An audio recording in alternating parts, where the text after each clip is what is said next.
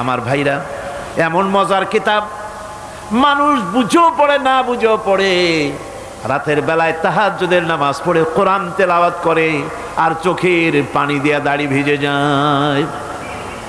কোরআনে কারীম এত মজার কিতাব, এই কোরআনে কারীমকে আল্লাহ রাব্বুল আলামিন বিরাট নিয়ামত করে মানুষের জন্য পেশ করেছেন।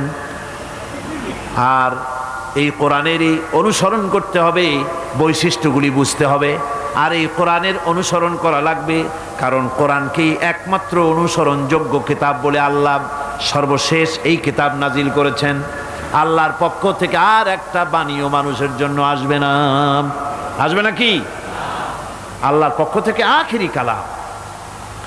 আল্লাহ পাক বলছেন, ইন্না আনজালনা ইলাইকাল কিতাবা বিল হাক্কি লিতাহকুমা বাইনান নাসি বিমা আরাকাল্লাহ।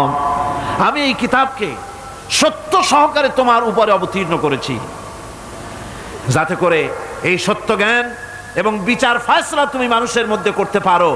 সেই জন্য আমার পক্ষ থেকে এই কিতাব তোমার উপরে সত্য সহকারে অবতীর্ণ করেছি।